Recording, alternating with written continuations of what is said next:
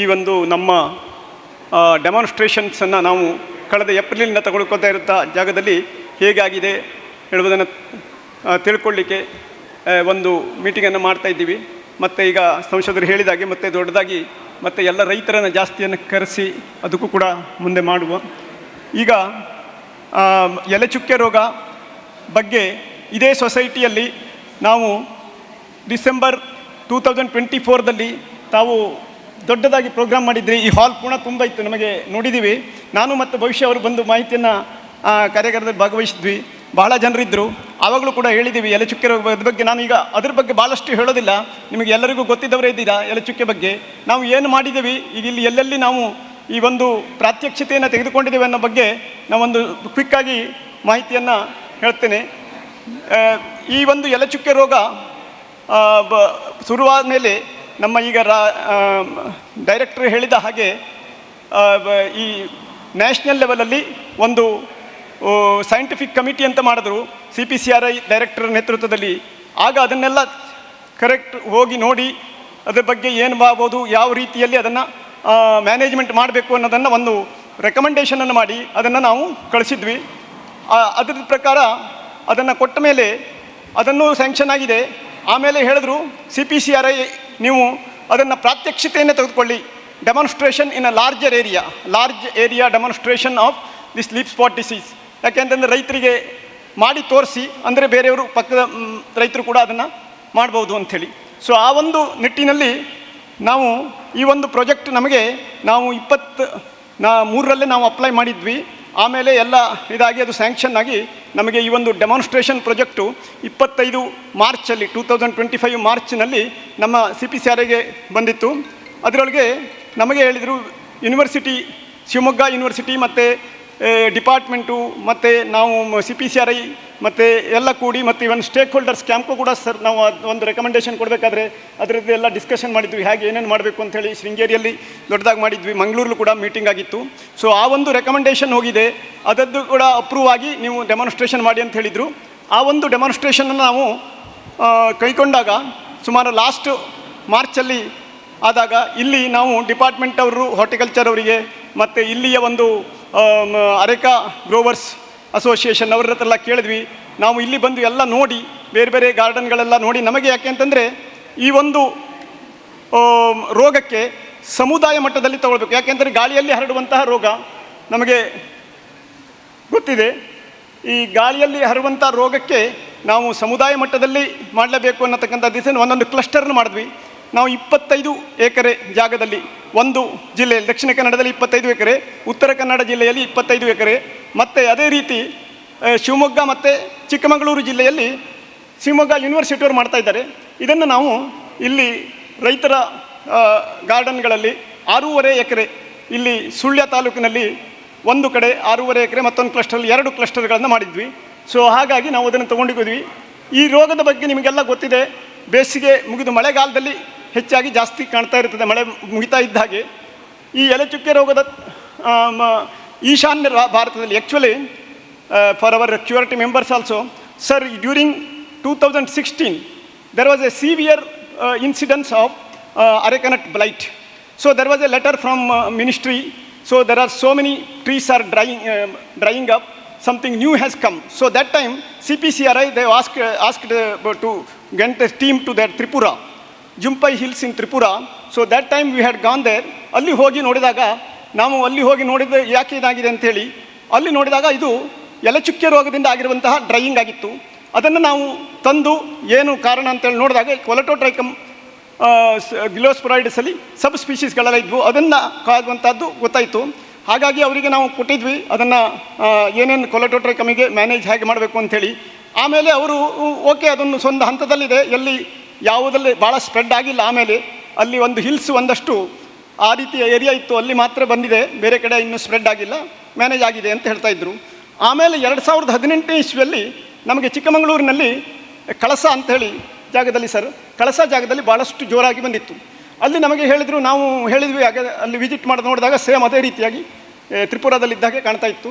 ಆವಾಗ ಅದನ್ನು ತಂದು ನಾವು ನೋಡಿದ್ವಿ. ಆವಾಗ ಅವ್ರು ಹೇಳಿದ್ರು, ನಾವೆಲ್ಲ ಶಿಲೀಂಧ್ರನಾಶಕಗಳನ್ನು ಹೊಡೆದಿದ್ದೇವೆ, ಅದನ್ನು ಆದರೂ ಹೋಗ್ತಾ ಇಲ್ಲ ಅಂಥೇಳಿ.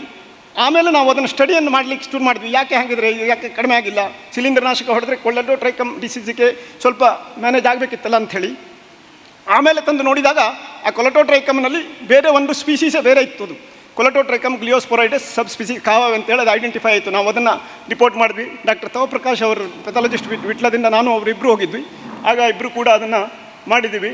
ಈಗ ಇದು ನೋಡಿದೆ 2019 ನಂತರ ಆಮೇಲೆ ನಾವು ಬೇಕು ಅಂತ ಅದ್ರ ಬಗ್ಗೆ ಅವರಿಗೆ ಹೇಳ್ತಾ ಇದ್ದಂತೆ ಅದು ಸ್ಪ್ರೆಡ್ ಆಯಿತು.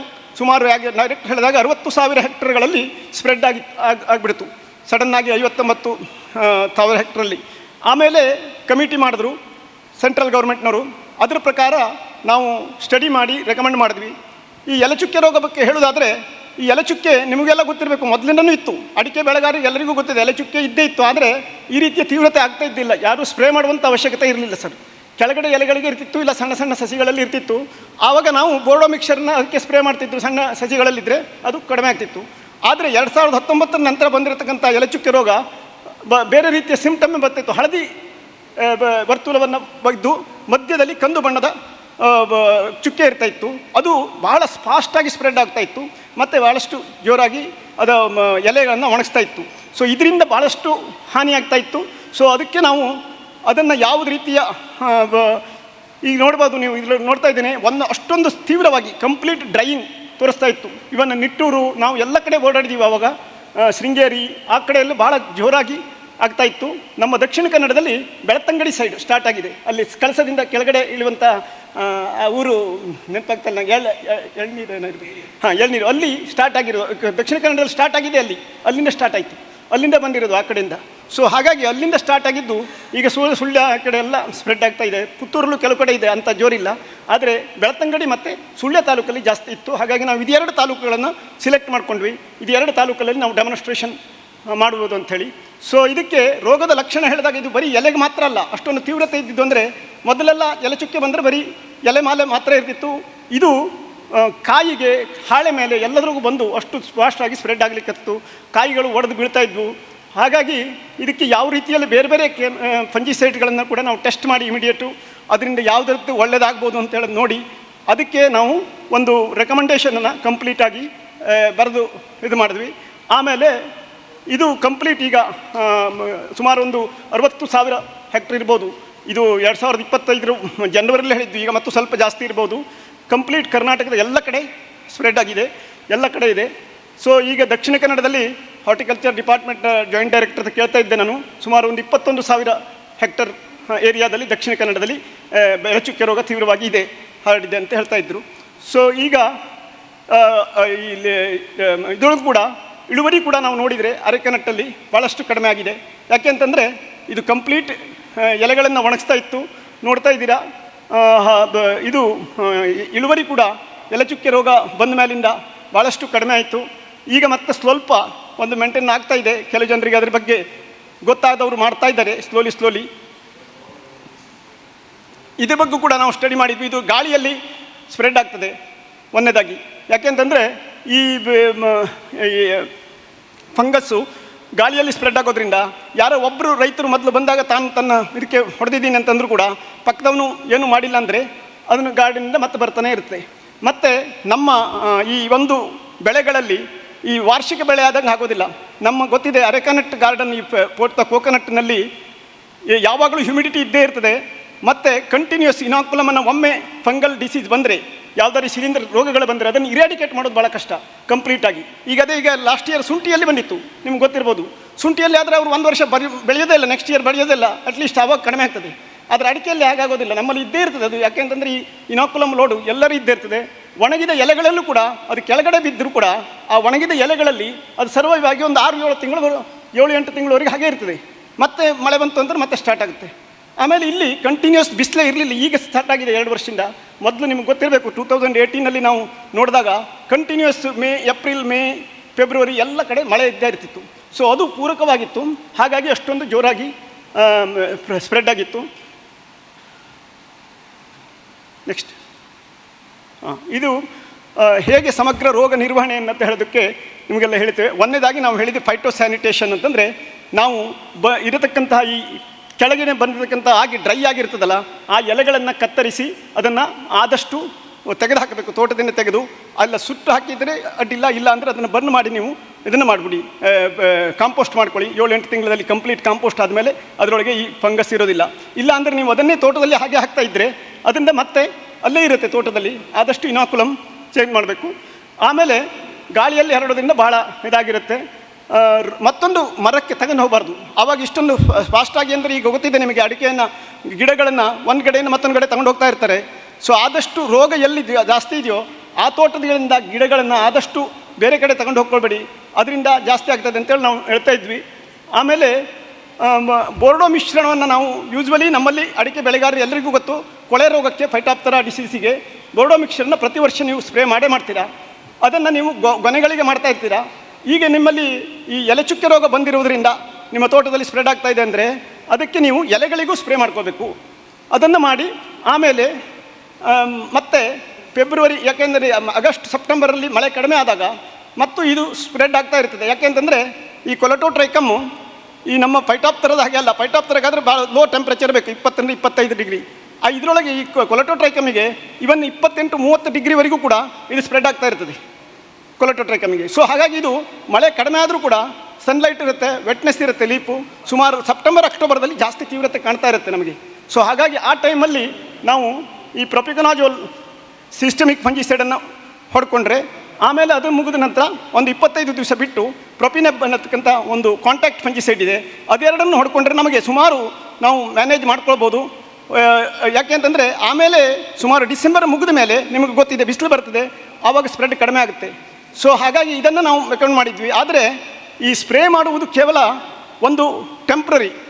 ಯಾಕೆ ನಾವು ಇದನ್ನು ಸರ್ವೆ ಮಾಡಿದ್ವಿ, ನಾವು ನಮ್ಮ ಟೀಮು CPCRಯಿಂದ ಎಲ್ಲೆಲ್ಲಿ ಜಾಸ್ತಿ ಆಗಿದೆ ಹೇಳೋದನ್ನೆಲ್ಲ ಸರ್ವೆ ಮಾಡಿದಾಗ ತೋಟದಲ್ಲಿ ಇರತಕ್ಕಂಥ ವ್ಯವಸ್ಥೆಗಳು, ಎಲ್ಲಿ ತೋಟದಲ್ಲಿ ಸರಿಯಾದ ಡ್ರೈನೇಜ್ ಫೆಸಿಲಿಟಿ ಇಲ್ಲ, ಗದ್ದೆ ಮಾಡಿದಂಥ ತೋಟದಲ್ಲಿ ತೋಟವನ್ನು ಮಾಡಿರ್ತಾರೆ, ಅಲ್ಲಿ ಸರಿಯಾಗಿ ಡ್ರೈನೇಜ್ ಫೆಸಿಲಿಟಿ ಇಲ್ಲ, ಮತ್ತು ಎಲ್ಲಿ ಈ ಪೋಷಕಾಂಶಗಳ ನಿರ್ವಹಣೆ ಸರಿಯಾಗಿಲ್ಲ, ಎಲ್ಲಿ ಪೊಟ್ಯಾಷ್ ಕಡಿಮೆ ಇದೆ, ಭಾಳಷ್ಟು ಇದರೊಳಗೆ ಪೊಟ್ಯಾಷ್ ಇರಲಿಲ್ಲ ಭಾಳಷ್ಟು ಗಾರ್ಡನ್ಗಳಲ್ಲಿ, ಆ ರೀತಿ ಇದೆ. ಎಲ್ಲಿ ಕೆಲವು ಕಡೆ ರೈತರು ಪೊಟ್ಯಾಷನ್ನು ಹಾಕಿರ್ಬೋದು, ಆದರೆ ಅದನ್ನು ಡ್ರೈನೇಜ್ ಇಲ್ಲದ ಕಾರಣ ಅದು ಅಬ್ಸರ್ವ್ ಆಗಿಲ್ಲ, ತಗೊಳ್ಳಿಕ್ಕೆ ಆಗ್ತಾ ಇಲ್ಲ ಗಿಡಕ್ಕೆ, ಆ ರೀತಿ ಎಲ್ಲ ಆಗ್ತಾ ಇತ್ತು. ಸೊ ಹಾಗಾಗಿ ನಾವು ಅದನ್ನು ಹೇಳಿದ್ವಿ, ಸಸ್ಯ ನಿಮಗೆ ಮಣ್ಣಿನ ಮತ್ತು ನೀರಿನ ನಿರ್ವಹಣೆ ಅತಿ ಮುಖ್ಯ ನಮ್ಮ ಅಡಿಕೆಯಲ್ಲಿ. ಅದೆರಡನ್ನು ಭಾಳಷ್ಟು ರೈತರು ಮೊದಲನೇದಾಗಿ ಅದನ್ನೇ ಕೂಡ ನಮ್ಮ ರೆಕಮೆಂಡೇಷನಲ್ಲಿ ಅದೇ ಕೊಟ್ಟಿದ್ವಿ, ಅದನ್ನು ಮೊದಲು ಮಾಡಿಕೊಳ್ಳೇಬೇಕು. ಈ ಸ್ಪ್ರೇ ಮಾಡುವುದು ಕೇವಲ ತಾತ್ಕಾಲಿಕ ಸ್ಪ್ರೆಡ್ಡನ್ನು ಟೆಂಪ್ರರಿಲಿ ಸ್ಪ್ರೆಡ್ ಇದು ಮಾಡಲಿಕ್ಕೆ, ನಮಗೆ ಪರ್ಮನೆಂಟಾಗಿ ನಮ್ಮ ಗಿಡಕ್ಕೆ ಶಕ್ತಿ ಬರಬೇಕು ಅಂತಂದರೆ ಅದನ್ನು ನಾವು ಇದನ್ನೇ ಮಾಡಲೇಬೇಕು.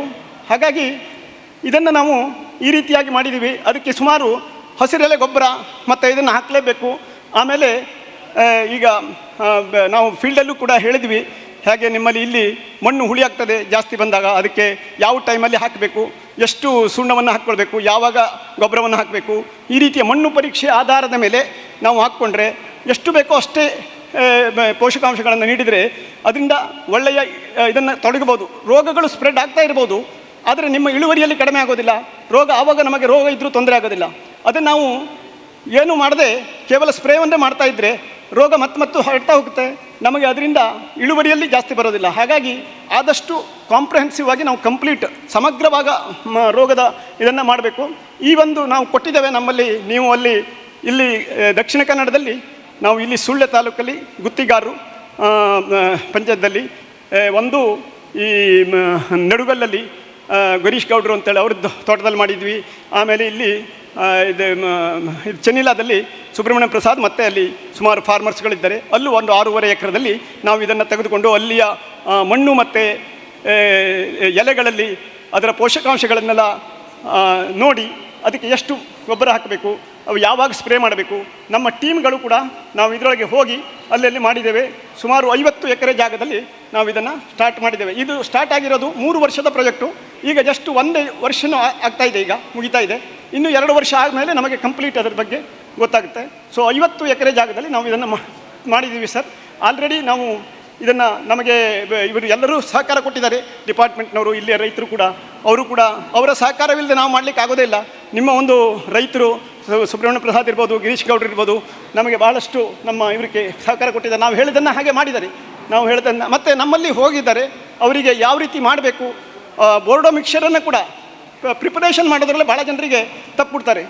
ಬೋರ್ಡೋ ಮಿಕ್ಸರನ್ನು ಅದನ್ನು ಕೂಡ ನಾವು ಹೇಗೆ ಮಾಡಬೇಕು ಹೇಳೋದ್ರಿಂದ ಹಿಡಿದು ಆದಷ್ಟು ಕೂಡ ನಮ್ಮ ಟೀಮ್ ಹೋಗಿ ಪ್ರಯತ್ನ ಮಾಡಿ ತೋರಿಸಿದ್ದೇವೆ. ಇದು ನೋಡಿ, ಇದು ಮೊದಲು ಇವರ ಗಾರ್ಡನಲ್ಲಿ ನಾವು ನೋಡಬೇಕಾದ್ರೆ ಈ ರೀತಿಯಾಗಿತ್ತು. ಕಂಪ್ಲೀಟ್ ಎಲೆಗಳೆಲ್ಲ ಒಣಗ್ತಿ ಕೇವಲ ಒಂದು 3-4 ಗಡಿ ಮಾತ್ರ ಗ್ರೀನ್ ಇರ್ತಿತ್ತು, ಉಳಿದಿದ್ದೆಲ್ಲ ಒಣಗಿ ಜೋಲ್ತಾ ಇತ್ತು. ಸೊ ಈ ರೀತಿ ಇರತಕ್ಕಂಥ ಗಾರ್ಡನನ್ನು ನಾವು ತೊಗೊಂಡಿದ್ವಿ. ಆಮೇಲೆ ಈಗ ಈ ರೀತಿಯ ಒಂದು ಕಂಪ್ಲೀಟ್ ಪ್ರತಿ ವರ್ಷ ನಾವು ಏನೇನು ಮಾಡಬೇಕು ಅಂತ ಹೇಳಿದ್ರೆ ನಾವು ಇವರು ಏನು ಮಾಡಿದರು, ಒಂದೇ ಸಲ ಗೊಬ್ಬರ ಹಾಕ್ತಾಯಿದ್ರು. ಈಗ ಇವರು ಸುಬ್ರಹ್ಮಣ್ಯ ಪ್ರಸಾದ್ ಅವರು ಹೇಳಿದ್ರು ನಾವು ಒಂದೇ ಸಲ ಹಾಕ್ತಿದ್ವಿ ಅಂತೇಳಿ. ನಾವು ಈಗ ಕೊಟ್ಟ ಮೇಲೆ 2 ಸಲ ಹಾಕ್ತಾಯಿದ್ದೀವಿ. ನಾವು ಸ್ಪ್ಲಿಟ್ಟಲ್ಲಿ ಮಾಡಿ ಹಾಕಿದಾಗ ಚೆನ್ನಾಗಿರ್ತದೆ ಅಂಥೇಳಿ. ಸೊ ಆ ರೀತಿಯಾಗಿ ನಾವು ರೆಕಮೆಂಡೇಷನ್ ಇದೆ ಅದನ್ನಷ್ಟು ಕರೆಕ್ಟಾಗಿ ನಮ್ಮ ಟೀಮಿನಿಂದ ಪ್ರಾಜೆಕ್ಟ್ ಇರೋದ್ರಿಂದ ಕಂಟಿನ್ಯೂಸ್ ರೆಗ್ಯುಲರ್ ಆಗಿ ಮಂತ್ಲಿ ನಾವು ಅದನ್ನು ಇಂಪ್ಲಿಮೆಂಟ್ ಮಾಡಿ ಸ್ಪ್ರೇ ಮತ್ತು ಇದನ್ನು ಮಾಡ್ತಾಯಿದ್ದೀವಿ. ಅದರಿಂದ ನಾವು ಅಬ್ಸರ್ವೇಷನ್ ಕೂಡ ತಗೊಳ್ತಾ ಇದ್ದೀವಿ. ನಮ್ಮ ಟೀಮಿಂದ ಹೇಗಾಗಿದೆ, ಸುಮಾರು ಒಂದು 300 ಮರಗಳಿಗೆ, ಒಂದು 6.5 ಎಕರೆ ಜಾಗದಲ್ಲಿ 300 ಮರಗಳಿಗೆ ನಾವು ಅದಕ್ಕೆ ಮಾರ್ಕ್ ಮಾಡಿದ್ದೀವಿ. ಆ ಮಾರ್ಕ್ ಮಾಡಿರ್ತಕ್ಕಂಥ ಮರಕ್ಕೆ ಅದರಲ್ಲಿ ಎಷ್ಟಾಗಿದೆ ಅದನ್ನು ಕೂಡ ನಾವು ಅದರೊಳಗೆ ಡಿಸೀಸ್ ಇಂಡೆಕ್ಸ್ ಎಷ್ಟಿದೆ ಅನ್ನೋದು ಸೈಂಟಿಫಿಕ್ ನಮಗೆ ಸ್ಟಡೀಸಿಗೂ ಕೂಡ ಅದನ್ನು ಮಾಡ್ತಾಯಿದ್ದೆ. ರೆಗ್ಯುಲರ್ಗೆ ಪ್ರತಿ ಮಂತು ಅದರ ಡಿಸೀಸ್ ಇಂಡೆಕ್ಸನ್ನು ತೆಗೆದುಕೊತಾ ಇದ್ದೀವಿ. ಅದು ಕಡಿಮೆ ಆಗಿದೆಯೋ ಇಲ್ಲೋ, ಏನಾಗ್ತಾಯಿದೆ ಅಂಥೇಳಿ. ಸದ್ಯಕ್ಕೆ ನಾವು ನೋಡಿದಾಗ ನೋಡಿ, ಇದಷ್ಟು ನಾವು ಪ್ರತಿಯೊಂದು ಅವರಿಗೆ ಗೊಬ್ಬರ ಹಾಕಬೇಕಾದ್ರೆ ಮತ್ತು ಇದನ್ನು ಮಾಡಬೇಕಾದ್ರೆ ಕೂಡ ಹೋಗಿ ಅದನ್ನು ನಾವು ತೋರಿಸಿ ಅವ್ರ ಹತ್ರ ಮಾಡಿಸ್ತಾ ಇದ್ವಿ. ಈ ರೀತಿಯಾಗಿ ಮಾಡಿದ್ದೇವೆ. ಆಮೇಲೆ ಈಗನ್ನ ನಾವು ರೋಗದಾಗ ನಮ್ಮಲ್ಲಿ ಕಂಟಿನ್ಯೂಸ್ ಆಗಿ ನಾವು ಮಂತ್ಲಿ ಮಾಡಿ ಡಿಸೀಸ್ ಇಂಡೆಕ್ಸನ್ನು ನಾವು ಕಲೆಕ್ಟ್ ಮಾಡಿದ್ದೀವಿ. ಈಗ ಸ್ವಲ್ಪ ಕಡಿಮೆ ಆಗಿದೆ, ಆದರೆ ಈಗ ಕಡಿಮೆ ಆಗಿದ್ದಕ್ಕೆ ನಾವು ಹುಲ್ಲು ಹೇಳೋದಿಲ್ಲ. ಯಾಕೆಂದರೆ ಈಗ ಬಿಸಿಲು ಬರ್ತಾ ಇದೆ, ಇನ್ನು ಮತ್ತೆ ಮಳೆ ಬಂದ ಮೇಲೆ ಮತ್ತೆ ಬರ್ತಾ ಇರುತ್ತೆ ಅದು. ಸೊ ಬಿಸಿಲು ಬಂದಾಗ ಯಾವಾಗಲೂ ಸ್ವಲ್ಪ ಕಡಿಮೆ ಇದ್ದೇ ಇರುತ್ತೆ ಬೇಸಿಗೆಯಲ್ಲಿ. ಈಗ ಇನ್ನು ಮುಂದೆ ಅದಕ್ಕೆ ಹೇಳ್ತಾ ಇದ್ದೀವಿ, ಮುಂದೆ ಮಳೆಯಲ್ಲಿ ನಮಗೆ ಒಂದು ಇದು ಇದೆ. ಯಾಕೆಂತಂದರೆ ನಾವೀಗ ಅದಕ್ಕೆ ಗೊಬ್ಬರಗಳನ್ನೆಲ್ಲ ಕೊಟ್ಟಿದ್ದೀವಿ, ಬೇಕಾದಷ್ಟು ಅದಕ್ಕೆ ಶಕ್ತಿಯನ್ನು ಬರುವ ಹಾಗೆ. ಸೊ ಅದು ಕೊಡ್ಬೋದು ಅನ್ನೋತಕ್ಕ ಒಂದು ಆಸೆ ಇದೆ. ಅದನ್ನು ನಾವು ಇನ್ನೂ ಮತ್ತು ಕಂಟಿನ್ಯೂ ಮಾಡೋಣ. ಮಾಡಿ ಅದನ್ನು ಇನ್ನು 1 ವರ್ಷದಲ್ಲಿ ನೆಕ್ಸ್ಟ್ ಬೆಳೆಯಲ್ಲಿ ನಮಗೆ ಗೊತ್ತಾಗಬೇಕು ಎಷ್ಟರ ಮಟ್ಟಿಗೆ ಅದು ನಮಗೆ ಉಪಯೋಗವಾಗಿದೆ ಅಂತೇಳಿ. ನೆಕ್ಸ್ಟ್ ಇದು ಇಷ್ಟೊಂದು ನಾವು ಪ್ರಯತ್ನ ಮಾಡ್ತಾಯಿದ್ದೀವಿ. ಆಮೇಲೆ ನಾವು ಟ್ರೈಕೋಡರ್ಮ ಮತ್ತು ಇದನ್ನು ಕೂಡ ಹಾಕ್ತಾಯಿದ್ದೀವಿ. ನಿಮಗೆ ಗೊತ್ತಿದೆ, ಬೇರನ್ನು ನಾವು ಸಮೃದ್ಧಗೊಳಿಸಬೇಕು. ಈಗ ನಮ್ಮಲ್ಲಿ ವಿಟ್ಲದಲ್ಲಿ ನಾವು ಟ್ರೈಕೋಡರ್ಮ ಆಸ್ಪೆರೆಲ್ಲಮ್ ಅಂತೇಳಿ ನಮ್ಮಲ್ಲಿ ಐಸೋಲೇಟ್ ಮಾಡಿ ನೋಡಿದ್ದೇವೆ. ಅದು ನೋಡಿ ರೂಟಲ್ಲಿ ಸಣ್ಣ ಸಸಿಗಳಿಗೆ ಕೂಡ ಒಳ್ಳೆಯಾಗಿ ಇದು ಮಾಡ್ತದೆ ಪ್ಲ್ಯಾಂಟ್ಗೂ. ಇದು ಕೇವಲ ಈ ಫಂಗಸ್ಸನ್ನು ರೋಗಾಣುವನ್ನು ಹಿಮ್ಮೆಟ್ಟಿಸೋದೊಂದೇ ಅಲ್ಲದೆ ಇದಕ್ಕೆ ನಮ್ಮ ಎಲೆ ಈ ಬೆಳೆಗಳನ್ನು ಗ್ರೋತ್ಗಳನ್ನು ಇದು ಮಾಡ್ತದೆ ರೂಟ್ಗಳಿಗೆ. ಸೊ ಹಾಗಾಗಿ ನಾವು ಅದನ್ನು ಕೂಡ ನಮ್ಮ ಇದರೊಳಗೆ ಕೊಟ್ಟಿದ್ದೀವಿ, ಅದನ್ನು ಹಾಕ್ಸಿದ್ದೀವಿ. ಸೊ ಹಾಗಾಗಿ ಒಳ್ಳೆಯ ಈಗ ಪರಿಣಾಮ ಕಾಣ್ತಾ ಇದೆ. ಸೊ ಹಾಗಾಗಿ ಇನ್ನೊಂದು ವರ್ಷದಲ್ಲಿ ನಮಗೆ ಅದರ ಒಂದು ಪರಿಣಾಮ ಕಾಣ್ಬೋದು. ಅದಕ್ಕೆ ನಾವು ಹೇಳ್ತಾ ಇದ್ದೀವಿ, ರೈತರು ಸುಮಾರು ಆಲ್ರೆಡಿ ಈಗ ಕೆಲವೊಂದು ರೈತರು ನಾವು ಮಾಡಿದ್ದನ್ನು ನೋಡಿ ಪಕ್ಕದ ರೈತರು ಕೂಡ ಅದನ್ನೇ ಅನುಸರಿಸ್ತಾ ಇದ್ದಾರೆ. ಈಗ ನಾವು ಮಾಡಿರ್ತಕ್ಕಂಥ ರೈತರವರಲ್ಲಿ ಬೇರೆ ಕಡೆ ತಮ್ಮ ತೋಟದಲ್ಲಿ ಅವರು ಅದನ್ನೇ ಮಾಡಿದ್ದಾರೆ. ಅದು ಕೂಡ ಈಗ ರೈತರನ್ನೇ ಕೇಳುವ ನಾವು ಅವರಿಗೆ ಹೇಗೆ ಅನಿಸಿದೆ ಅಂತದನ್ನು ಅವರಿಗೂ ಹೇಗೆ ಅನಿಸ್ತಾ ಇದೆ. ನಮ್ಮ ಪ್ರಕಾರ ರೋಗ ಸ್ವಲ್ಪ ಮಟ್ಟಿಗೆ ಕಡಿಮೆ ಆಗಿದೆ, ಕಂಪ್ಲೀಟ್ ಹೋಗಿಲ್ಲ, ಇನ್ನೂ ಬರ್ತಾ ಇದೆ. ಆದರೆ ಇನ್ನೂ ನೋಡಬೇಕು ನಾವು ಮುಂದಿನ ಇದರೊಳಗೆ ಇದರ ಅನಿಸಿಕೆ ಏನಿದೆ, ಅವರಿಗೆ ಮೊದಲು ನಾವು ತಗೊಳ್ಳೋಕ್ಕಿಂತ ಮೊದಲು ಹೇಗಿತ್ತು ಹೇಳೋದನ್ನು ಅವ್ರ ಹತ್ರ ಕೇಳಿ ನೋಡುವ. ಧನ್ಯವಾದಗಳು. ಇಷ್ಟು ಹೇಳಿ thank you one and all for giving me the presentation.